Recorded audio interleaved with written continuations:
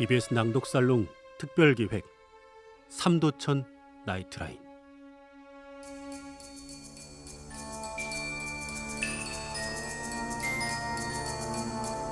자, 2월에는 옛 문헌부터 현대 소설까지 글에 깃들어 있는 한국형 오컬트를 탐구해 보겠습니다. 오늘은 과학과 비과학을 넘나드는 척척 박사이시죠. 괴물의 진심인 교수님 곽재식 작가님과 함께하겠습니다. 어서 오십시오. 안녕하십니까. 충실사이버대학교 환경안전공학과에서 강의를 하고 있고 또 과학을 사랑하는 작가로 오늘도 열심히 글을 쓰고 있는 곽재식 작가입니다. 와주셔서 감사합니다. 불러주셔서 감사합니다. 불교방송 처음이시죠? 네, 처음입니다. 아, 이런 느낌일지 몰랐네요. 네. 어떤 분위기를 상상하셨습니까? 제가 지금은 방송이 좀 끝난 지 오래된 것 같은데 예. 지금부터 한 30년 전부터 한 20년 전 사이에 김병조 선생님께서 예. 진행하시는 예, 트로트 프로그램이 있었거든요. 예, 맞아요. 그걸 제가 이상하게 열심히 들었습니다. 이상하지 않습니다. 그러니까 좀 오히려 제가 지금은 트로트를 그렇게 많이 안 듣거든요. 예, 이상하게 그때 김병조 선생님께서 워낙에 진행을 재밌게 해주셔서 그런지 그 프로그램 되게 열심히 들었었는데 예, 그 프로그램을 꼬박꼬박 들으면서 상상을 했던 모습과 뭔가 좀 다른 느낌. 일단 위치도 좀 제가 상상한 위치와 좀 달랐고 저는 뭔가 좀 그런 방송 때문에 그런지 예, 약간 조금은 좀 뭐랄까요, 좀 고즈넉하고 고즈넉한, 좀 오래된 예. 곳 약간 이런 예. 곳에 있을 것 같다는 생각을 막연히 했었는데 예. 이거 마포의 한복판에 예. 네. 좀 색다르군요. 모신 스튜디오가 제일 좋은 스튜디오입니다. 그렇군요. 제일 좋은 곳이군요, 여기가. 네, 그렇군요. 예, 네. 워낙 다방면의 활동을 하고 계십니다. 화학자이기도 하시고요. SF 소설하면은 떠올리시는 분들도 많이 계시고, 그리고 또 말씀해주신 것처럼 교수님으로도 계시고. 네. 요즘은 어떻게 지내시는지 직접 소개를 좀 이제 부탁드리죠. 뭐 약간 이제 이렇게 좀 재밌게 소개를 하려고 하시다 보니까 출판사에서도 그렇고 뭐 좀 다방면에서 뭐 여러 가지 뭐 프로 엔잡러 뭐 네. 하루가 뭐 48시간이라도 부족하다 네. 뭐 이런 식으로 막 이상하게 말씀 많이 해주시는데요. 그렇지 않고요. 사실 그렇지 않고요. 우리 이제 불교 방송에도 오늘 예. 처음 와보는 것만 봐도 알 수 있듯이 사실은 뭐 그렇게까지 뭐 하는 일이 많고 뭐 그렇지는 않습니다. 네, 제가 이제 숭실사이버대라는 곳에서 교수로 일하고 있고요. 예. 환경안전공학과라는 곳에서 교수로 일한 지도 이제 어느새 한 4년 됐죠. 거기서 이제 꾸준히 일하는 걸 하고 있고 예. 그다음에 이제 그 외에 남는 시간 이제 틈틈이 이제 네. 이런저런 이제 글을 쓰면서 책을 내는 일을 하고 있는데 이제 아무래도 이제 책을 내면서 이런저런 책들을 내다 보니까 예. 그러다 보니까 좀 이렇게 다방면 이미지가 생긴 것 같은데요. 그 중에서도 이제 오늘 소개해 주신 이 괴물 이야기 네. 이거 관련해 가지고 이제 낸 책 중에서 이제 제일 잘 된 책이 한국 괴물 백과라고 맞아요. 하는 책인데 네. 이 책이 제가 지금까지 낸 책 중에 제일 잘 됐습니다. 제가 처음으로 이제 돈 받고 글 쓰고 뭐 이런 거를 하기 시작을 한 게 2006년이거든요. 예. 제가 이제 2006년부터 작가로 또 열심히 살아야 되겠다라고 해가지고 그때부터 정말 열심히 글을 쓰면서 뭐 꾸준히 뭔가를 이렇게 좀 하고 있는데요. 예. 그러다 보니까 매년 그래도 한두 권씩 이렇게 책을 내가지고 그래도 이제 2006년부터 했으니까 지금이 2026년이니까 어느새 작가 데뷔 20주년 아니겠습니까? 예. 그러다 보니까 한 해에 한두 권씩만 책을 내도 이제 낸 책이 이제 한 몇십 권 되거든요. 말씀드렸던 대로 이제 책을 내는 게 뭐 다방면으로 책을 이렇게 내다 보니까 과학 전공 관련된 환경이나 뭐 아니면 과학이나 공학 뭐 이런 분야의 책부터 역사도 있고. 그런 거하고 연결돼 있는 뭐 역사라든가 SF 소설 뭐 이런 것도 정말 많이 여러 권 꾸준히 냈었는데 네. 그 모든 책들 중에서 가장 잘 된 책 한국 괴물백과라고 하는 예. 괴물 관련 책이 제일 잘 됐어요. 제일 큰 성공을 거뒀습니다. 그래서 신기하구나. 일종의 지식백과 같은. 이게 무슨 약간 인연인가.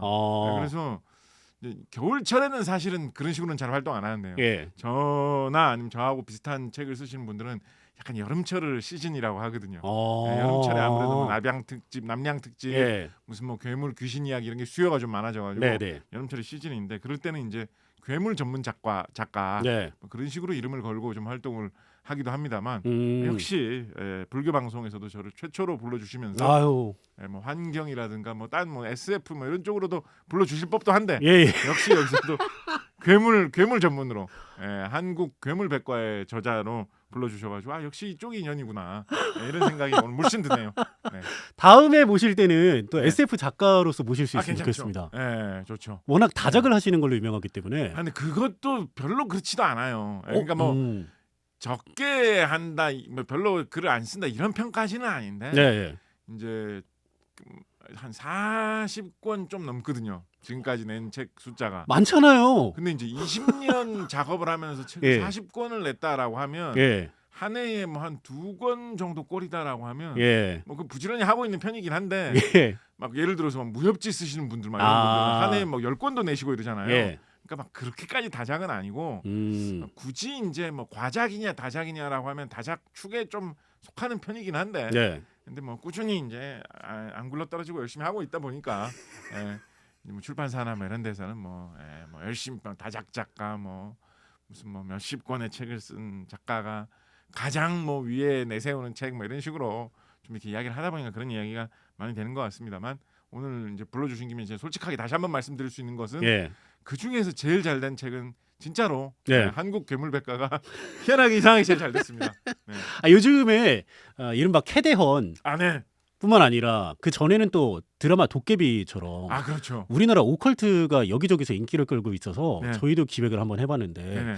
저희가 삼도천 나이트라인 문학 속의 한국형 오컬트를 파헤쳐보겠다 이렇게 이름을 지어봤는데 삼도천 나이트라인. 네. 이름 괜찮습니까? 좀 화끈하군요 뭔가. 네. 지금 근데 이렇게 좀 밝고 쾌활한 분위기와는 다르게 예. 약간 좀 깔리는 목소리를 한번 좀 읊어주시겠습니까? 삼도천 나이트라인. 삼도천 나이트라인 괜찮습니까? 약간 으스시한데요. 야. 까만 옷에 약간 예. 저도 무심코 이런 옷을 입고 왔군요. 예. 약간 이거 진짜로 좀 각 잡고 으스스한 공포 분위기로 해도 예. 될 만한 제목이다라고 생각을 합니다만 오늘 제가 그런 분위기로 시작을 안 했군요. 좀 너무 방방 뛰는 분위기로 시작을 했군요. 저도 네. 인사하실 때부터 또 언제나처럼 씩씩하게 인사를 해주실 것 같아서. 근데 이 멋있는 제목인 거, 약간 으스스한 느낌은 제대로인 것 같습니다. 이게 저희가 잘 지은 건가라는 생각을 할 때가 있는 게 네. 이 오컬트가 뭔지부터 한번 정립을 하고 가면 좋을 것 같거든요. 네.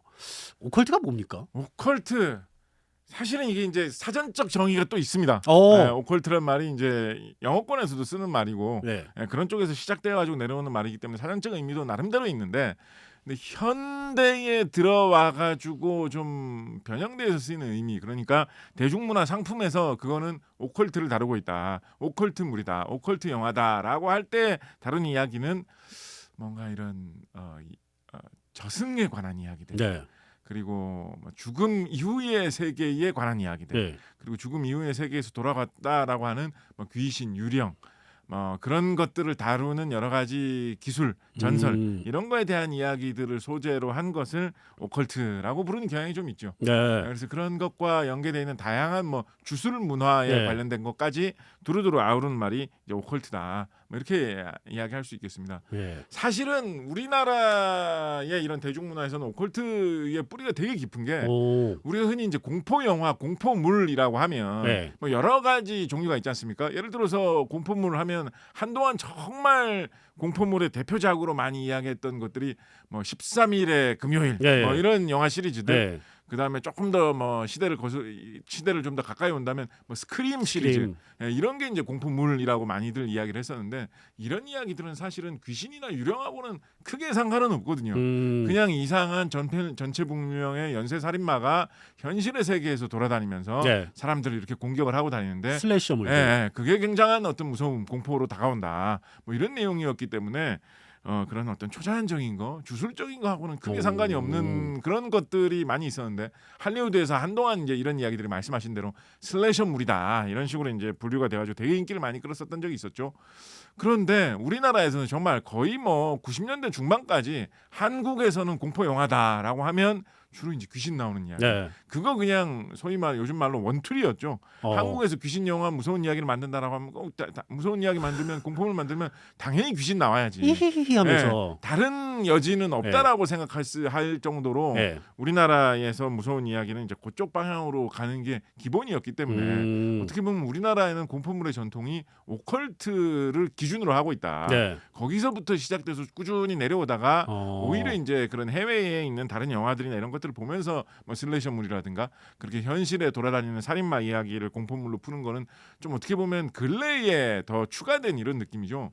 그렇게 해서 본다면 한국의 전통적인 그런 괴물 이야기, 귀신 이야기 이런 게 우리나라 전통 문화에서는 굉장히 좀 뿌리가 깊고 그거를 정통으로 한다. 오컬트가 한국 공포물의 좀 기준이었던 시절도 있었다. 뭐 음. 이렇게 이야기해 볼 수 있겠죠. 교수님 말씀 들으니까 오컬트 영화면 제일 먼저 떠오르는 게 사바하나 곡성 같은 것들이었는데 아, 네. 그 내려주신 정의에 따르면은 꼭 오컬트가 공포일 필요는 없겠다라는 생각도 드네요. 그렇긴 하죠. 네. 어. 그렇지만 말씀하신 뭐 그런 거 좀 인기를 끌고 요즘에 나온 거보다 훨씬 이전으로 거슬러 올라가도 예를 들면 뭐 오라의 공동묘지라든가 뭐 여곡성이라든가 네. 80년대 공포물로 인기가 있었던 뭐 혹은 텔레비전 시리즈로 공포물로서 굉장히 큰 인기를 끌었던 뭐 전설의 고향 전설의 시리즈라든가 뭐 이런 것들이 다 우리나라에서는 오컬트 형태로 이루어져 있던 것들이 많이 있기 때문에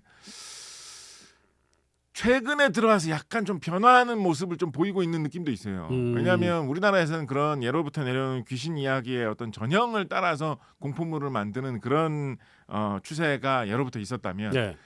왜 해외에서는 그러니까 특히 뭐 영국 영화, 미국 영화 이런 데서는 오컬트 영화를 만든다라고 하면 그렇게 뭐 귀신이 유령이 나오는 이야기에 이제 추가로 그거를 다루는 어떤 주술적인 전문가들이 나오는 이야기를 조금 넣어가지고 이야기를 만드는 것들이 많았거든요. 예. 이런 전통적인 우리나라식 귀신 이야기가 그런 쪽엔 좀 없다 보니까 단순히 뭐 유령 나온다고 그렇게 무서울까라는 거에다가 이제 추가가 좀 되어가지고 예. 그런 뭐 유령과 어떤 교류를 할 수 있는 능력을 가지고 있는 사람이라든가 예. 그런 유령을 뭐 다룰 수 있는 어떤 뭐 특수한 물건을 보물을 뭐 수법을 이용하는 그런 이야기 이런 것들이 영미권에서는 좀 공포 영화, 뭐 공포물 이런 식으로 좀 나오면서 말하자면 캐대현 뭐 이런 거의 네. 유행으로 따지면 우리나라로서는 뭐 무속인 주술사 이런 거에 좀 가까운 역할을 하는 그런 사람들을 다루면서 그런 특별한 어떤 기술을 보여주는 형태의 이야기들이 이런 영미권 오컬트 이야기들은 좀 뿌리가 있었죠. 근데 이제 그런 것들이 이제 많이 있다 보니까 이제 우리나라에서도 그런 쪽으로 조금 더 개발이 되어 가는 것 같아요. 오. 단순히 뭐 저승에서 귀신이 돌아와가지고 그게 무섭다 네. 여기서만 끝나는 게 아니라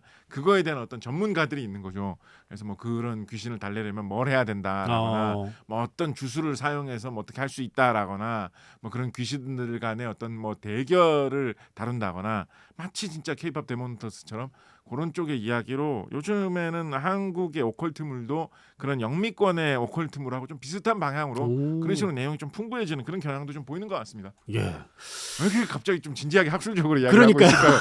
네, 그렇습니다. 이제 네. 괴물 얘기를 해보겠습니다. 네네. 예. 내신 책 한국 괴물백과 16년 동안 채집한 내용이라고요.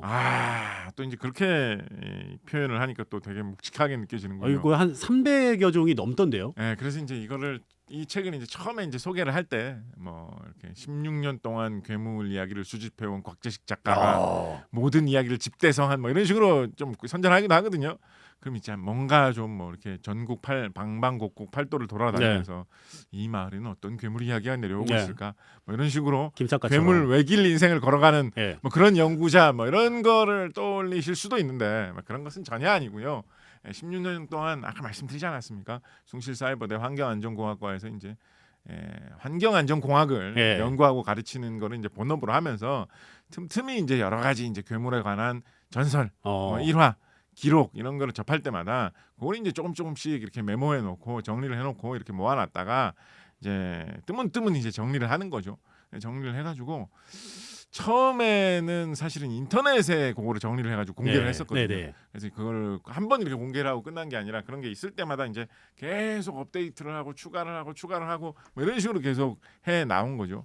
그래서 말씀하신 대로 16년 전에 처음으로 그거를 인터넷에서 공개를 했을 때는 괴물 이야기가 정리를 해서 공개를 했던 게 한 40몇 가지 정도 됐었어요. 네. 근데 이제 그렇게 이제 틈이 있을 때마다 계속해서 추가를 하고 업데이트를 하는 걸 하다 보니까 말씀하신 대로 지금은 한 300가지 괴물 이야기 이 정도로 모이게 되었죠. 그리고 지금 보여주시고 있는 책 같은 경우에 이게 한번 업데이트판이 나온 것입니다. 네, 개정판이 나왔더라고요. 네, 이전 판만 해도 지금보다 한 몇십 가지 정도 이야기가 좀 적었었는데 거기에도 이제 그 사이에 몇 년간에 또 이야기가 이제 추가가 돼가지고 계속해서 이제 불어난 형태로 이야기가 정리가 되었죠. 지금도 종종 수집을 하세요? 물론이죠. 네, 물론이죠. 지금도 계속 그런 식으로 새로운 이야기를 들었다, 새로운 이야기를 어디 책에서 기록해서 봤다라고 할 때는 정리되는 대로 인터넷에 계속 업데이트를 하고 있고요. 네. 그게 또 어느 정도 쌓이면 또 책을 또 업데이트하는 식으로 그런 식으로 언젠가는 또 개정판이 나오게 되지 않을까 이런 생각도 좀 하고 있습니다. 이게 이런 정보를 수집하는 사람들한테 유용하고 신뢰감이 있는 게 무엇 카더라라는 게 아니라 그 문헌을 찾아보니 이렇게 나와 있더라를 기반으로 해서 적어주셔서 보는 이로 하여금 더 신뢰감을 갖게 하는데 괴물에 대해서 처음으로 관심을 갖게 되신 계기도 어떤 문헌을 보시다가였다면서요? 제가 예전에 그러니까 말씀하신 그 16년 전에 네. 처음 그때 당시에 무슨 소설가로 활동하고 있으니까 사극 그러니까 시대물 뭐 이런 소설을 한 편을 써야 될 만한 일이 있었어요. 그래서 좀 옛날 소설 느낌을 좀 물씬 내면서 옛날 이야기 느낌을 좀 제대로 내면서 글을 좀 써봐야 되겠다라고 생각을 해가지고 어우야담이라고 하는 조선시대 이야기책 중에 제일 잘 알려진 그런 책의 번역본을 그때 사가지고 그걸 좀 이렇게 읽어보고 아 이런 게 진짜 조선시대 느낌이라는 거에 한번 젖어본 다음에 나도 내 소설을 써야 되겠다라고 예. 하면서 이제 그 책을 좀 이렇게 정독을 했거든요. 정독을. 어. 되게 두꺼워요. 온갖 이야기를 다 모아놓은 네. 그런 책이기 때문에 값도 비쌉니다. 그때 당시 값으로 16년 전인데 그때 당시 값으로 23,000원인가 했습니다. 그래서 다 읽어보면서 이제 좀 이렇게 재밌는 이야기거리가 될 네. 만한 거 앞으로 소재가 될 만한 것들을 따로 이렇게 메모를 해가지고 정리를 쭉 해놨어요. 그래서 이제 그 23,000원짜리 책을 그런 식으로 다 정리를 23,000원. 해놓고 나니까 네. 그 중에서 제가 그때 당시에 단편 소설 하나로 써낼 때 써먹을 수 있는 소재는 한 가지 두 가지 정도잖아요. 예. 그러니까 그 책 전체를 읽으면서 정리해 놓은 그 소재들을 이렇게 쭉 모아 놓은 게 좀 아깝더라고요. 괴물들이 여럿 나오긴 좀 힘드니까. 그렇죠. 한 편의 단편 소설에서 막 온갖 괴물들 다 등장시킬 수는 없으니까 그래서 정리해 놓은 게 되게 아깝다는 생각이 들어가지고 뭐 그거를 제가 이렇게 품고 있으면서 앞으로 내가 이런 역사 소설 이런 거 쓸 때마다 하나씩 풀어봐야지라고 생각할 수도 있었을 텐데 예. 어느 세월에 그렇게 하게 될지도 모르겠고 차라리 이렇게 소재로 활용하기 위해서 정리해 놓은 거를 공개를 해놓고 다른 작가들도 활용을 하게 이렇게 좀 알려주자. 뭐 다른 작가나 아니면 뭐 꼭 소설 쓰는 사람이 아니더라도 뭐 영화를 만드는 사람, 만화를 그리는 사람, 게임을 만드는 사람 여러 사람들한테도 이게 재미있는 그런 어떤 정신을 환기할 수 있는 그런 소재가 돼줄 수가 있잖아요. 예. 그래서 이제 인터넷에 그거를 정리를 해가지고 처음 딱 올렸거든요. 예. 그게 처음에 말씀드렸던 한 20개에서 40가지 사이로 정리했다는 그 첫 번째로 올린 거였어요. 그게 반응이 되게 좋더라고요. 그때 당시에. 예. 아 이런 자료는 처음 봅니다. 우리나라에도 이렇게 독특하고 신기한 괴물 이야기들이 이런 소재가 많이 있다는 걸 네. 처음 알았습니다. 예. 아 곽재식 작가가 준비한 이 자료 최고입니다. 뭐 이런 반응들이 되게 네. 많이 있었어요. 근데 이제 사람이 좀 이렇게 주변에서 잘한다라고 하면 거기에 흥에 겨워서 자기도 내가 진짜 잘하나 이러면서 네. 따라가게 되는 그런 일들이 많이 있지 않습니까? 최강록 씨가 조림 요리하는 것처럼. 그래서 그렇게 하다 보니까 이게 괴물 자료를 정리해서 올려놓은 게 반응이 이렇게 좋네라는 네. 생각이 들어서 이거 좀 더 내용을 보태야 되겠다. 오. 내용을 좀 더 강화를 해야 되겠다. 좀 더 좋은 내용으로 더 추가를 해야 되겠다. 이런 생각을 가지고 이거를 틈틈이 계속을 하다 보니까 어느새 이제 좀 괴물 이야기 전문 뭐 이런 식으로 좀 자리 네. 잡게 된 거죠. 그러면서 세월이 지나면서 내용이 점점 더 많아지고 한 10여 년 지나가지고 책도 막 내게 되고 뭐 이렇게 하다 보니까 어느새 이제 이렇게 괴물 전문 작가로 자리를 잡아가지고 처음에 이 한국 괴물 백과 초판을 낼 때만 해도 괴물 이야기만 막 200몇십 개가 막 있는 책을 그때 당시 분량으로도 600페이지가 아마 넘었을 거예요. 네.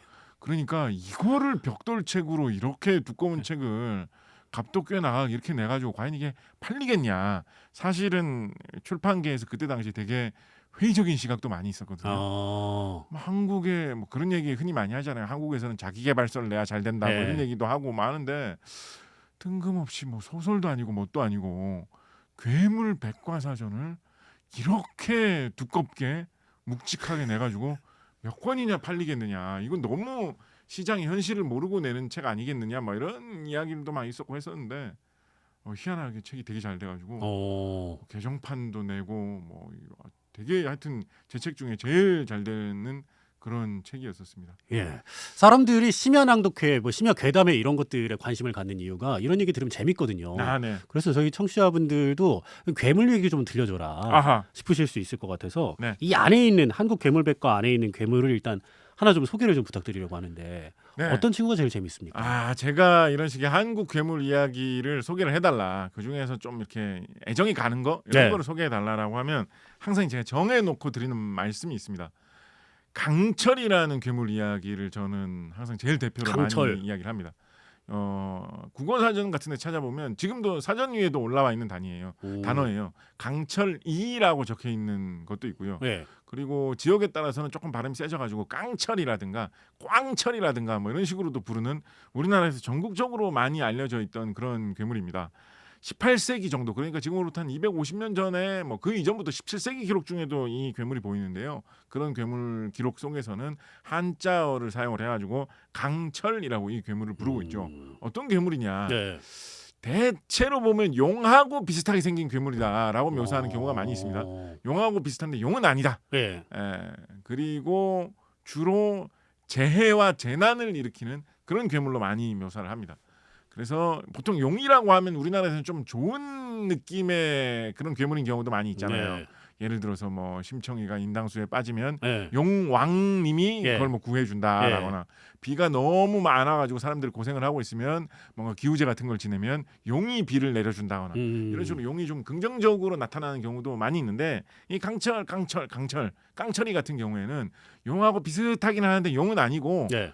이 재난을 일으키는, 특히 농사를 다 망하게 하는 재난을 일으키는 그런 나쁜 괴물로 250년 전 18세기에 굉장히 유행했던 괴물이고 그 후로도 꾸준하게 유행을 해가지고 우리나라에 전국적으로 되게 많이 퍼져 있던 그런 괴물입니다. 혹시 아나운서님은 이 강철 이 괴물 전에 좀 들어보신 적 있으신가요? 저희 사실 작가님 책을 봤으니까요. 네. 그 안에 보니까 용이 되지 못한 친구라고 서술을 해주셨더라고요. 네, 뭐 그런 전설이 내려오는 것도 있죠. 그 전에는 들어본 적이 혹시 저는 처음 들었어요. 그러니까 이게 되게 신기한 게 17세기부터 우리나라에 좀 유행하기 시작해가지고 18세기에는 정말 누구나 알고 있었다라고 할 정도로 되게 많이 퍼져 있던 괴물 이야기거든요. 사전에 있다고 하셨으니까. 네네네. 그리고 현대까지도 이 괴물에 관련된 여러 가지 민속이나 풍습 같은 게 내려오는 그런 지역들이 꽤나 많이 있었어요. 예를 들어서 농촌 지역에서 매년 봄이 되면 이 강철 이 괴물이 나타나면 농사를 다 망치게 된다. 재난을 일으켜서 예를 들면 폭풍을 일으켜서 네. 뭐 엄청난 폭우를 일으켜가지고 농사를 다 망하게 하는 이런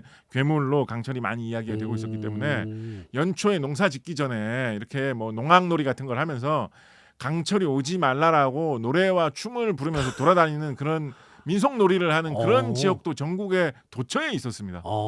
그러니까 되게 많이 알려져 있던 그런 괴물이거든요. 당연히 이제 18세기에 여러 가지 기록 같은 데서도 많이 등장하고, 예를 들어서 열하일기라는 고전으로도 유명한 연안 박지원 같은 경우에 네. 중국에 가가지고 중국 사람들하고 여러 가지 이야기들을 하다가 중국 사람들이 중국의 어느 지역에 동룡이 나타나서 혹은 불을 뿜는 화룡이 나타나가지고 그 지역이 뭐 큰 화재나 가뭄의 고통을 겪고 있어서 네. 그 지역이 난리가 난 것 같다, 이런 이야기가 중국 사람들 사이에서 이렇게 소문으로 돌고 있으니까 조선에도 그 비슷한 게 있는데 혹시 뭔지 아느냐, 조선에서는 그거를 강철이라고 한다, 뭐 이렇게 말하면서 중국 사람들한테 약간 뭐 do you know 강철 약간 이런 식으로 강철이라고 막 발음해 보라고 괜히 막 시켜보고 막 이래요. 그럼 중국 사람들이 약간 강철 약간 발음 잘 못하거든요. 네. 그러면 그것 때문에 좀 발음도 막 가르쳐 주려고 애쓰고 막 그런 장면이 18세기에 열하일기에 실려 있을 정도로 되게 널리 알려져 있던 약간 국민 괴물, 되게 골칫거리인 괴물로 많은 사람들이 이해하고 있던 그런 괴물 이야기였거든요. 그런데 이제 이게 무슨 뭐 이런 민족의 뭐 어를 되새기는데 큰 도움이 된다라거나 아니면 뭐 아름다운 문학 작품 속에서 네. 우리가 고전 속에서 되게 중요한 이야기로 다룬다거나 그런 내용은 아니었잖아요. 메시지 주는 게 없으니까. 네, 그런 게 아니잖아요. 그렇다 보니까 20세기에 들어와가지고 우리가 이렇게 관심을 안 주니까 네. 되게 급속도로 잊혀졌어요. 이게 뭐 무슨 뭐 일제에서 뭐 이거를 뭐 뿌리를 뽑으려고 뭐 어떻게 한 거 이런 것도 아닌데 그리고 이런 건 뭐 나쁜 풍속이니까 우리가 없앱시다 뭐 이런 식으로 한 것도 아닌데 관심을 별로 안 주다 보니까 불과 진짜 20세기 초까지만 해도 전국에 민속놀이가 남아 있었던 것 같은데 한 3, 40년 한 세대 두 세대 흐르는 사이에 대부분의 우리 국민들이, 특히 이제 젊은 사람들이 이런 게 있었다라는 걸 모를 정도로 급속하게 다 사라져 버렸고, 지금은 이런 괴물과 관련된 책을 봐야지 찾을 수 있고, 요즘 다시 좀 괴물 뭐 아까 말씀하셨던 한국의 오컬트 문화 이런 거에 대한 관심이 살아나면서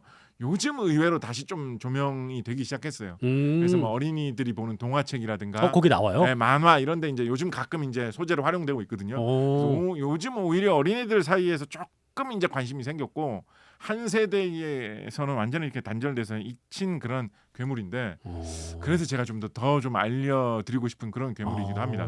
이게 이런 전통 문화의 어떤 느낌, 흐름 이런 거를 알려주는 그런 걸로도 괜찮은 소재라고 생각을 하거든요. 그러니까 한 시대 동안 되게 우리의 전통 문화로 많이 퍼져 있던 거라고 하더라도 현대 그거를 우리가 즐기고 활용하고 누리고 뭐 응용하려는 그런 노력을 안 하면 전통 문화라는 게 금방 잊혀지는구나. 금방 단절되어 가지고 우리나라에 널리 유행했던 옛날 괴물 이야기인데도 오히려 뭐 외국의 뭐 괴물 이야기인 무슨 뭐 킹콩이라든가 네. 고질라다라든가 네. 이런 거보다도 되게 더 낯설게 느껴지는 그런 식으로 전통 문화라는 게 우리가 능동적으로 활용을 하고 응용을 하고 즐기려고 하지 않으면 금방 잊혀지는 거구나. 우리가 소중히 현대에 되살려서 활용하고 누리고 즐기기 위해서 많이 노력을 해야겠다.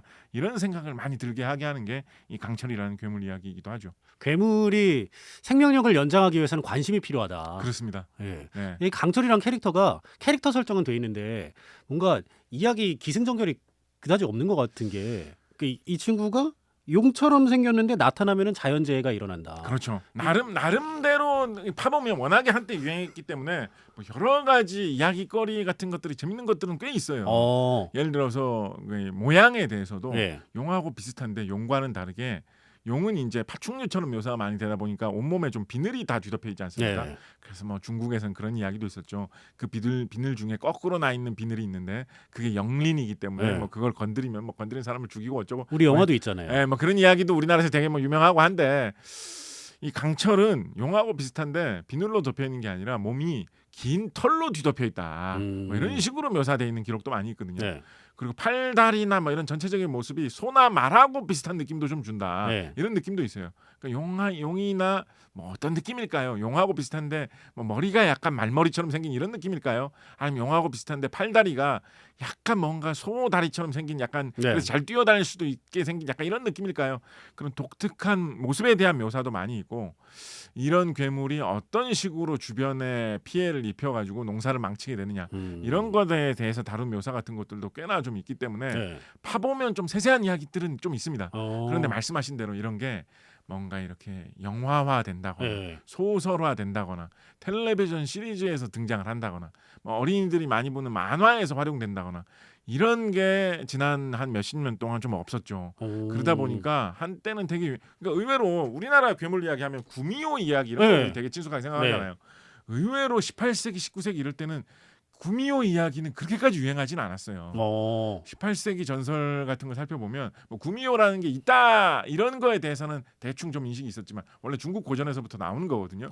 그런데 뭐 어느 지역에 어느 산골에 어느 마을에 가면 구미호가 살면서 무슨 나쁜 짓을 한다더라 이런 식으로 구체화된 전설이 18세기 기록 같은 거 찾아보면 별로 없거든요. 거의 없어요.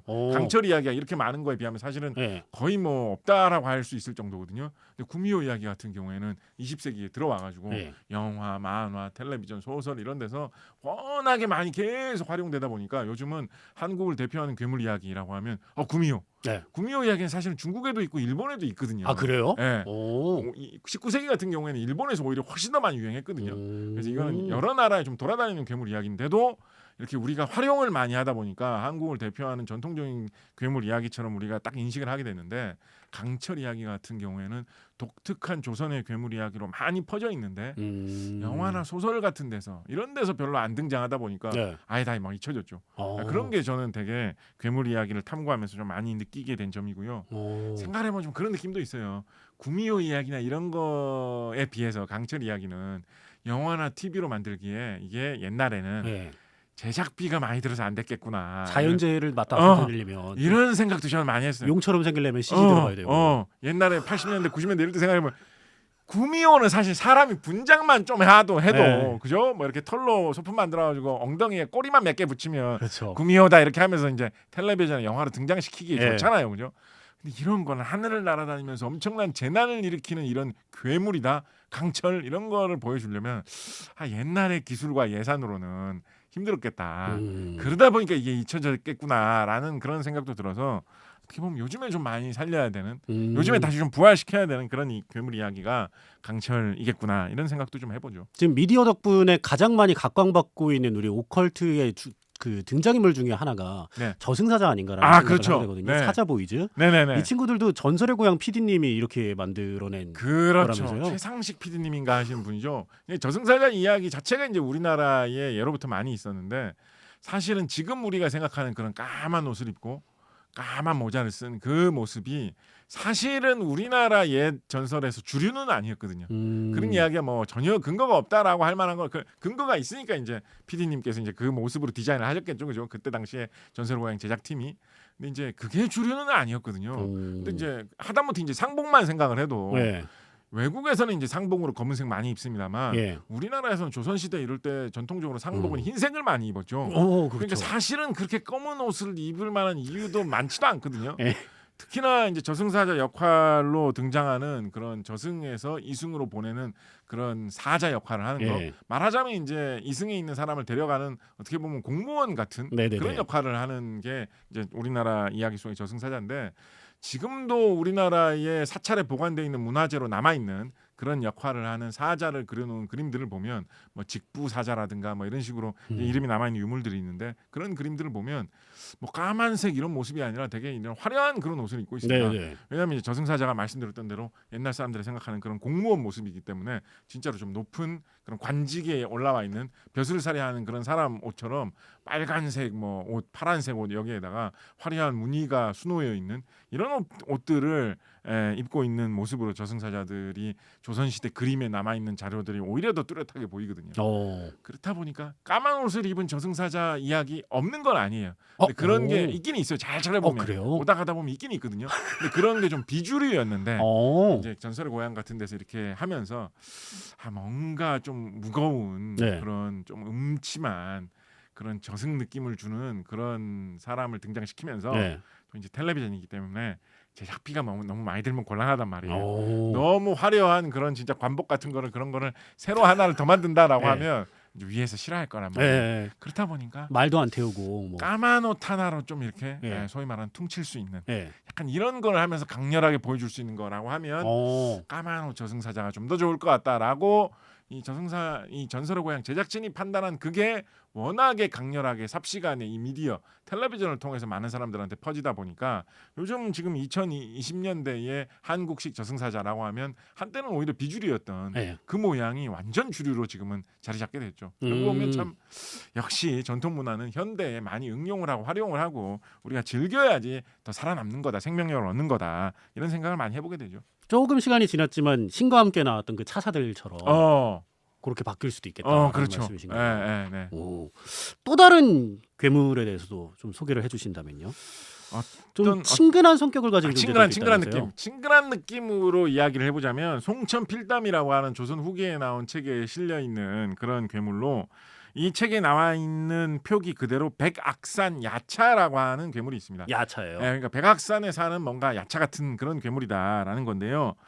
일단은 모습이 좀 뭐랄까요, 누추해요. 어떻게 이 책에 실려 있는 그대로의 묘사를 옮기면 어떻게 돼 있냐면 일단 키가 사람보다 좀 작은데 그렇다고 막 아주 조그만하지는 않은데 좀 작은 뭐랄까 한 개만한 크기 그 정도 되는데 대충 형상은 그래도 사람 꼴인 것 같아요. 뭔가 요정 같은 느낌도 들고 약간 그렇기도 한데 요정은 전혀 아닌 것이 일단 시작하는 말이 모습이 매우 추해서 똑바로 볼 수가 없었다라고 돼 있어요. 그러면서 얼굴이 크고 둥글고 넓적하고 약간 저같이 생긴 것 같기도 한데 입이 유난히 빨갛고 크다라고도 되어 있습니다. 그러면서도 옷은 뭔가 새의 깃털로 짠 것 같은 옷과 비슷하다라고 돼 있어서 뭔가 신비롭고 좀 약간 천상세계에서 온 듯한 그런 느낌도 주면서도 그러면서도 또 더럽고 남루하다. 머리에는 찌그러진 삭각 같은 거를 쓰고 있고 구멍난 까만 신을 신고 있다. 온갖 비난을 모아놓은 것 같은데. 그러니까 뭔가 약간 요정같이 생기긴 했지만 되게 못생겼고 뭔가 천상세계에서 온 것 같은 복장을 입고 있는 것 같기는 하지만 뭔가 되게 그게 낡고 좀 남루해진 그런 모습의 그런 느낌이죠. 그렇다 보니까 뭔가 요정 같기도 하면서 천사 같기도 하면서 그렇지만은 좀 누추하고 오히려 그 때문에 친근한 느낌도 있는 그런 형태의 괴물이라고 되어 있습니다. 백악산 야차라고 되어 있으니까 백악산 깊은 산속에 살다가 갑자기 발견되어서 튀어나온 그런 괴물이라는 느낌이겠죠. 예. 이 이야기 짤막한 이야기인데 예. 이 괴물이 갑자기 나타나가지고 뭘 해줬다라고 돼 있냐면 이 남루한 모습으로 나타나서 뭐 누구를 때리고 왔다라거나 아니면 뭐 구걸을 하고 갔다거나 이런 게 아니라 예.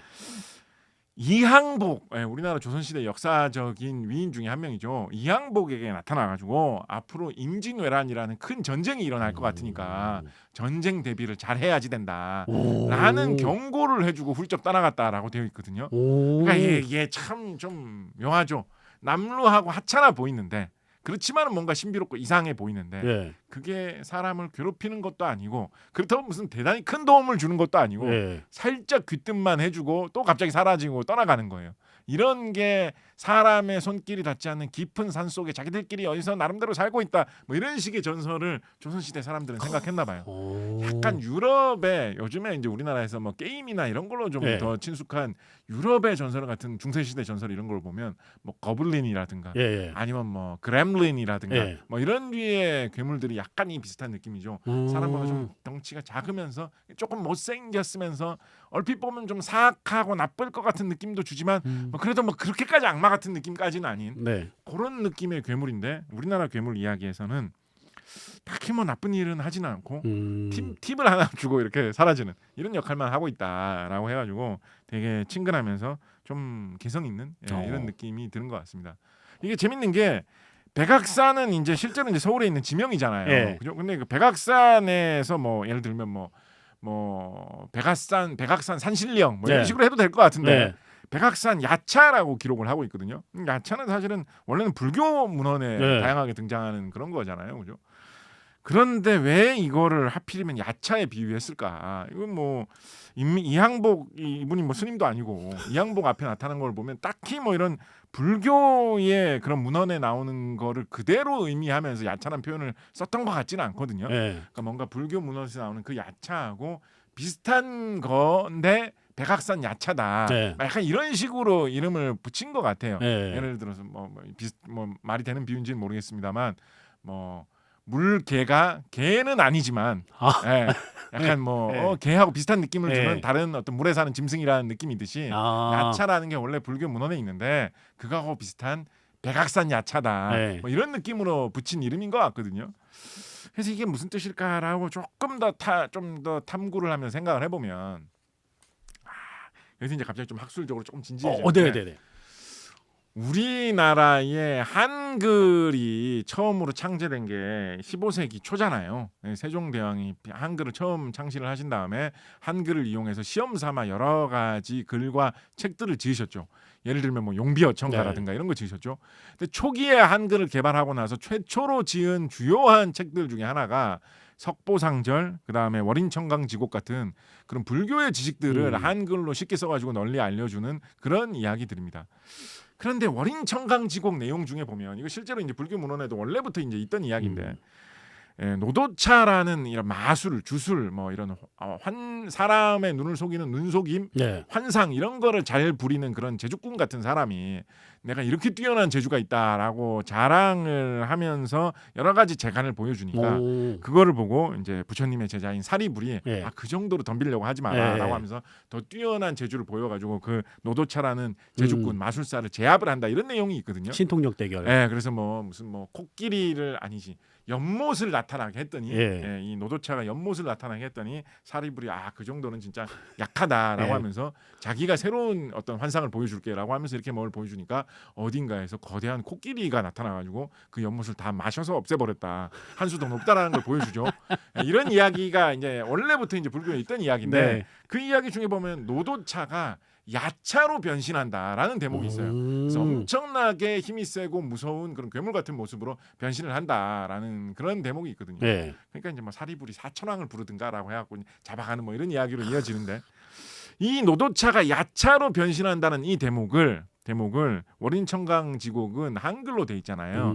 그 내용을 한글로 번역을 하면서 뭐라고 번역을 했냐면 노도차가 도깨비로 변신을 했다라고 한글로 번역을 해가지고 소개를 하고 있어요. 그래서 그러니까 한글로 번역을 해서 사람들한테 많이 보여주려고 했던 거니까 최대한 쉽게 알려줘야 되잖아요. 그러니까 옛날에 지식이 별로 없던 사람들이 뭐 노도차가 야차로 변신을 했다라고 하면 야차가 뭐야? 야채 같은 건가? 이 잘 이해를 못하면 이게 감격을 줄 수가 없잖아요. 내용을 알려줄 수가 없잖아요. 네. 그러니까 이제 이 원인청강지국 짓던 사람들이 이거 한글밖에 모르는 일반인들한테 뭔가 무섭고도 센 걸로 변신했다라고 하면 뭐라고 어떤 괴물로 변신했다라고 해야지 그때 당시에 조선시대 15세기 사람들이 잘 알아들을까라고 생각을 하다가 도깨비가 좀 비슷한 느낌일 것 같다라고 해가지고 이거를 도깨비로 번역을 했거든요. 네. 도깨비라는 말이 생각을 해보시면 순우리말이기 때문에 한문 기록에서는 되게 뭔지 찾아내기 좀 힘든 그런 내용인데 네. 한글로 나와 있는 그런 도깨비에 대한 자료 중에 거의 제일 오래된 축에 속하는 게 이 월인청강지국과 비슷한 시기에 나온 석보상전에 나온 이 도깨비 이야기입니다. 그런데 거기서 야차의 번역어로 도깨비를 택했다라는 거죠. 그렇게 생각을 해보면 시대는 좀 많이 떨어져 있습니다만 이 송천필담에 실려 있는 이 백악산 야차라는 이 괴물을 이야기할 때 야차라는 말을 이 한문으로 되어 있는 책이거든요. 송천필담은. 네네. 그러니까 야차라는 말을 쓴 것은 어찌 보면 도깨비라고 쓰고 싶은데 백악산 도깨비라고 쓰고 싶은데 네. 도깨비는 순우리 말이니까 네. 한문으로 뭐라고 써야 될지 몰랐던 저자가 네. 옛날에 세종대왕님도 야차를 도깨비라고 번역한 적이 있으니까 음. 세종대왕 시절에도 그렇게 번역한 적이 있으니까 도깨비라는 말을 나는 한문으로 야차라고 써야지라고 생각을 해서 백악산 야차라는 이름으로 여기에 기록되어 있는 게 아닐까 뭐 이런 추측도 저는 충분히 해볼 만하다라고 생각을 합니다. 그러니까 요즘식으로 좀 풀이를 한다면 네. 백악산 산도깨비라는 뜻으로 쓴 게 아니겠느냐라고 한번 추정을 해볼 만하죠. 야차라는 표현이랑 도깨비가 서로 이렇게 왔다 갔다 했었던 시기가 길어졌다면 네. 공유 씨가 나왔었던 드라마도 네. 자칫하면은 네. 야차가 될 수도 있었겠다. 아하, 정도로 괜찮네요. 그 콘텐츠를 어떻게 선점해서 구현하느냐가 먼저 정하는 게 우선이 되는 것 같네요. 그렇죠. 오. 근데 이렇게 보면 우리가 지금 갖고 있는 도깨비에 대한 그런 인상, 느낌 그런 게 이 송천필담 이거 한 200년, 300년 전에 나온 책인데 네. 여기도 좀 어느 정도 들어 있어요. 오. 요즘 우리가 도깨비라는 걸 생각을 하면 약간 괴물의 모습을 많이 생각을 하지만 그러면서도 무슨 악마처럼 무조건 사악하다. 네. 예를 들면 뭐 큰 재난과 재해를 일으키는 강철 같은 괴물이다. 이런 식으로는 잘 생각 안 하잖아요. 네. 뭔가 좀 무시무시하게 생긴 혹은 뭐 우락부락하게 생긴 괴물이지만 어떻게 잘만 하면 사람에게 도움을 주기도 하는 네. 그런 친근한 느낌 이런 게 도깨비 이야기에 서려 있잖아요. 네. 여기에 이 백악산 야차 이야기에서도 그런 느낌이 그대로 잘 들어있죠. 뭔가 우락부락하고 못생긴 괴물이지만 우리 이항복에게 전쟁 준비를 잘 해야 된다라는 팁을 주는 도움을 주는 그런 친근한 느낌도 있다라는 게 참 지금까지도 계승되고 있는 도깨비의 특성이 엿보인다. 이런 이야기도 해볼 만하다고 생각합니다. 계속해서 또 다른 한국형 괴물에 대해서 소개를 부탁드리기에 앞서서 이야기를 듣고 나니까 한국형 괴물에 관심을 갖는 사람들이 참 많겠다라는 생각이 들거든요. 기에르모 델 토로 감독도 이 한국 괴물 백과를 읽고 있다라고 인증을 하기도 했습니다. 근데 이제 부산국제영화제 때 갑자기 뭐 한국의 뭐 괴물 전설 이런 이야기를 어떤 이 기자회견 때였든가 네. 인터뷰 때 어떤 기자분이 그 질문을 하시니까 갑자기 막 기분이 좋아지셔가지고 그 본인이 갖고 있던 그 직전쯤에 선물 받으신 거예요. 네. 그 직전쯤에 그래가지고 우연히 이제 그때 당시에 갖고 계셨는데 갑자기 한국 괴물백과를 번쩍 들고 막 좋아하시는 모습이 막 사진에 찍혀가지고 막 또 그래서 한국 괴물백과 책이 조금 더 잘 판매됐대요. 그 전후로 그게 많이 보도가 돼가지고 그래서 뭐 그런 일이 있었죠. 네. 꼭 그분뿐만 아니라 콘텐츠를 창작하시는 분들 중에서도 참고하신 분들이 많이 계실 것 같은데. 그렇긴 합니다. 예. 뭐 대학생 이런 분들이 무슨 이런 졸업 과제 이런 걸로 하신다는 분들은 정말 연락 주시는 분들이 많아요. 정말 다양한 분야에서 당연히 무슨 뭐 디자인을 한다, 뭐 만화를 그린다, 소설을 쓴다 이런 분들은 당연히 이제 많고 뭐 게임을 만든다 이런 분들도 이제 많은데 좀 진짜 의외의 분야에서도 꽤 계십니다. 예를 들어서 무슨 뭐 패션 디자인 같은 걸 하시는데 뭐 그런 소품 같은 거에 어떤 뭐 그런 도안 뭐 이런 모양을 괴물백과에서 보고 좀 뭐 영감을 얻었다 뭐 이런 분들도 계시고 무슨 전혀 엉뚱한 딴 일을 하시는데 뭐 괴물백과에서 아이디어를 얻어서 그 분야를 상징하는 무슨 뭐 마크를 자기가 만들었다 뭐 이런 걸로 연락을 주시는 분들도 계시고 오. 여기저기에 나온 지 이제 이 책이 나온 지도 이제 꽤 오래 돼가지고 예. 그런 식으로 좀 영향을 미치고 있다, 활용되고 있다라는 걸 보면 좀 뿌듯하기도 하고 그렇죠.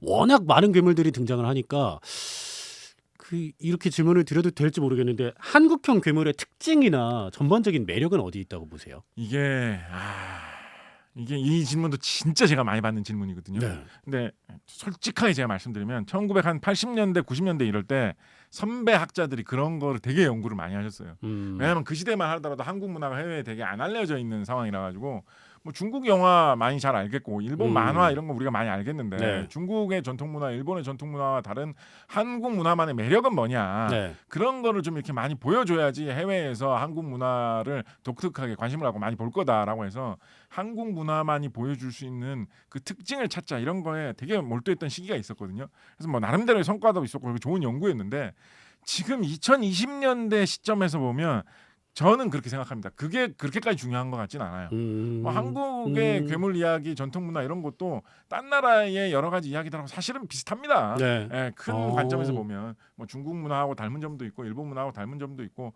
중세 시대 유럽이나 뭐 중동의 문화하고 닮은 점들도 있고 비슷비슷하게 다양한 모습을 많이 보이고 있죠. 요즘은 뭐 한국의 여러 가지 문화가 세계적으로 제일 유행하고 있잖아요. 그래서 굳이 한국의 어떤 특징적인 요소를 잡아서 보여주어야지만 이게 뭐 어떤 중요할 거다라는 거에 좀 매달릴 필요가 없는 시기가 온 것 같아요. 그럼에도 이렇게 질문을 해주셨으니까 그리고 그냥 넘어가면 답변을 너무 피하는 것 같잖아요. 네. 그럼에도 질문을 주셨으니까 뭐 한 가지 말씀을 드린다면 네. 아까 말씀드렸던 대로 우리가 괴물 이야기 이런 걸 접할 때 텔레비전이나 영화나 이런 거를 통해서 접한 게 워낙에 많다 보니까 그거를 통해서 반복적으로 소비된 몇몇 괴물 이야기로 한국의 전통 문화 괴물 이야기를 보는 시각이 현대의 우리에게 조금 좁혀진 측면이 있습니다. 한국 괴물 이야기, 뭐 용 이야기, 네. 뭐 구미호 이야기, 도깨비 이야기 네. 그거 정도일 거야. 네. 더 이상 뭐 다양하게 뭐 별거 없지 않을까? 이런 식으로 반복돼서 소비되어 온 거 몇 가지뿐일 거라고 좀 속단하는 경향이 있거든요. 근데 막상 아까 강철 이런 것처럼 네. 그동안 이런 미디어에서 대중문화에서 다루어지지 않았던 수많은 괴물 이야기들 소재를 쭉 찾아보면 별의별 이상한 이야기들이 우리나라에도 되게 다양하게 많이 있기 때문에 그거를 지금 다시 가져와서 이렇게 살펴보면 오히려 외국 괴물 이야기들보다도 한국 사람이 보기에도 더 신선하고 특이한 것들이 많다. 이런 것도 전 좀 재미있는 점일 거다라고 생각을 합니다. 예. 살펴보니까 거인에 대한 얘기도 있고 이거 뭐 전 세계 통용되는 그렇죠, 맞습니다. 괴물이기도 하고 네. 또 물고기도 나오기도 하고 그렇습니다. 여러 가지가 있던데. 인어 이야기 뭐 이런 거 예. 해외에도 유명한 이야기들이잖아요. 인어 예. 이야기. 근데 우리나라에도 인어 전설이 꽤 많이 있었거든요. 오. 그래서 이렇게 이런 게 오히려 신선한 느낌이죠, 그죠? 한국에 인어 이야기도 있어. 오히려 더 신선한 느낌이죠. 예. 그런 거를 다시 한번 발굴해서 또 즐겨보는 거, 이런 게 한국 괴물 이야기를 다시 한번 살펴보는 좀 재미가 아닐까 싶습니다. 예. 앞서서 소개를 해주신 자연재앙을 일으키는 강철 그리고 또 약간 귀여운 느낌의 제가 느끼기로는 약간 요정 같은 느낌의 괴물까지 네네네. 소개해 주셨는데 마지막으로 조금 무서운 괴물을 좀 소개를 해주신다면요.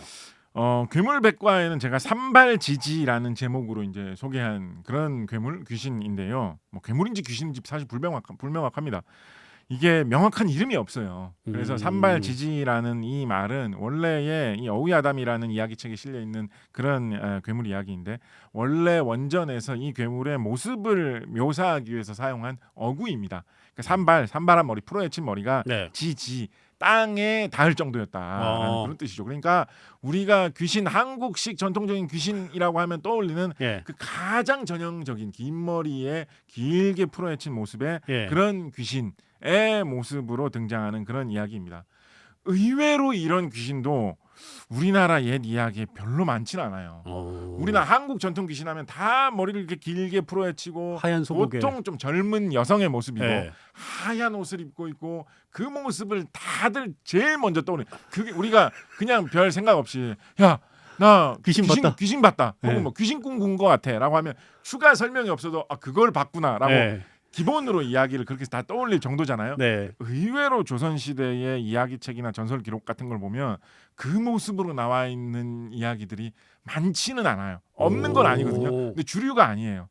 의외로 주류는 뭔지 아십니까? 조선시대 사람들이 귀신 이야기의 가장 전형적인 모습이라고 생각을 했던 주류는 뭔지 아십니까? 그러니까 이게 현대인하고 조선시대 사람들하고 사고방식이 완전 달랐기 때문인데요. 아, 우리는 아무리 귀신 이야기 이런 걸 좋아하는 사람이라고 하더라도 예. 대부분의 평범한 사람들은 귀신이라는 거는 좀 없을 수 있다라고 없는 거일 수도 그런 게 어딨어라는 인식이 있어요. 일상적인 거라고 예. 생각을 안 해요. 예. 그죠? 근데 조선시대 사람들은 대다수의 사람들이 진짜로 귀신이 있다고 생각했거든요. 조상님 봤다고 하는 경우가 그렇죠. 많겠네요. 그래서 조선시대 귀신 이야기의 제일 주류는 뭐냐면 할아버지 할머니 모습입니다. 장례를 치를 때 할아버지 할머니 모습, 아주 나이가 많이 들어서 돌아가시기 직전 모습의 할아버지 할머니 모습 귀신이 조선시대 귀신 이야기의 최고 주류입니다. 네. 그래서 우리가 생각하는 그런 젊은 여성이 흰 옷을 입고 있고 긴 머리카락 이런 이야기가 조금밖에 없어요. 오히려. 그런데 방금 말씀드린 이 산발지지 같은 경우에는 무시무시하게 왠지 정체를 알 수 없는 이런 긴 머리를 늘어있던 사람이 스산한 밤에 이렇게 쓱 나타나가지고 말도 하지 않고 사람을 이렇게 쳐다보고 있다라고 하는 우리가 생각하는 그 공포 영화 속 한국 귀신 이야기의 모습을 좀 잘 보여주는 느낌이거든요. 예. 그래서 요거를 좀 공포의 괴물 이야기로 접어볼만 하죠. 좀 짚어볼만 하죠. 한 가지 근데 좀 묘한 건 뭐냐면 예. 보통 이제 우리가 영화에서 많이 보는 연출이다라고 하면 이렇게 나오면 왠지 우리나라에서는 그렇게 하면 한쪽 입에서 이렇게 피를 흘리고 있는 모습으로 나타내는 경우도 많이 있고 예. 그죠. 그리고 그렇게 나타난 다음에 좀 울음소리를 낸다거나 아니면 좀 웃음소리를 낸다거나 네. 뭐 이런 식으로 하는 경우가 많이 있죠. 그죠. 그렇게 하면서 보통 우리나라에서 연출할 때 그렇게 뭐 웃음을 웃거나 울음을 울면 이렇게 좀 에코 효과를 많이 줍니다. 네. 그죠. 그렇게 하는 연출하는 게 기본인데 이 어휘야담에 실려있는 이 무서운 산발한 머리 긴 귀신 이야기에서는 주요 특징이 뭐 입가에 피를 흘리고 있다든가 웃는다든가 운다든가 이런 게 아니에요. 주요 특징이 뭐냐? 머리카락 사이로 이것도 좀 약간 무서운 느낌 들죠. 머리를 이렇게 앞머리를 헤친 게 아니에요. 네, 내렸어요. 이마를 깐 네. 게 아닙니다. 머리는 다 풀어헤치고 있는데 그 머리카락 사이로 두 눈이 좀 굉장히 크게 큰 느낌으로 번쩍번쩍 빛이 난다라는 거를 중요한 특징으로 이야기를 하고 있습니다. 눈만 뭔가 쨍하게 보인다라는 거예요. 이게 이 괴물의 특징으로 좀 이야기를 하고 있습니다. 이게 좀 뭐랄까 신기하다고 할까요, 묘하다고 할게 요즘 또 이제 어느새 이제 유행이 좀 지나버려가지고 요즘 모르시는 분들도 계실 텐데 한 20년쯤 전에 2000년대 초쯤에 정말 세계적으로 선풍적인 인기를 끌었던 일본의 공포 영화 시리즈로 링이라는 게 있었거든요. 예. 링에서 보면 이 긴 머리에 머리를 풀어헤친 그런 귀신이 나와가지고 한쪽 눈을 좀 강조하죠. 네, 풀어헤친 그렇죠. 머리카락 사이로 한쪽 눈을 이렇게 부라리면서 보는 그게 되게 인기가 있었습니다. 그래서 우리나라 공포 영화에서도 그걸 엄청나게 많이 따라했던 한 그런 식의 공포 영화나 공포물이 한 수십 개는 나왔을 거예요. 네네네. 그게 한 20년 전에 한 번 막 엄청나게 유행했었던 적이 있었거든요. 묘하게 이 조선시대의 어우야담에 나온 이 무서운 귀신 이야기, 괴물 이야기의 모습이 그 한참 뒤에 2000년대 초에 일본에서 유행한 이 사다코 귀신, 링 귀신 느낌이 좀 있어요. 예. 눈을 딱 머리카락 사이로 보이는 눈을 강조하고 있거든요. 그래서 이거를 우리가 먼저 발굴해가지고 활용했으면 이게 어우야담에 실려 있는 이야기니까 뭐 사다코도 아니고 약간 어우코 같은 그런 느낌으로다가 좀 더 먼저 선수 칠 수 있었는데 그런 생각이 들면서 다시 한번 우리가 잘 모르고 있던 이런 전통 옛 기록 속에 우리 괴물 이야기들을 다시 한번 발굴해가지고 우리가 활용하고 즐기는 게 중요하다. 이런 생각을 좀 해봅니다. 예. 해본 이야기와 반복된 질문일 수도 있겠습니다만 오늘 나눈 괴물 이야기만 가지고도 만들어 보고 싶은 이야기가 무궁무진한데 네. 한국 괴물을 소재로 한 K 오컬트 장르의 가능성 어느 정도라고 보시는지요? K-팝 데모넌터스가 증명하지 않았겠습니까? 네. 뭐 이제 저는 계속 만들어야 된다고 생각해요. 이런 거. 이제 K-팝으로 했으니까 뭐라 해야 돼? K 스크린 데모넌터스도 좀 해보고 네네네. 영화판을 뭐 소재를 해가지고 좀 더 뭐 나아가지고 K 솔저도 뭐 좀 해보고 뭐 약간 이 좀 이상한 이야기이긴 합니다만 옛날에 7, 80년대에는 이게 이런 얘기 해도 될지 모르겠는데 한국 영화에서 스님들이 귀신하고 싸우는 이야기도 꽤나 많이 나왔었습니다. 네네네.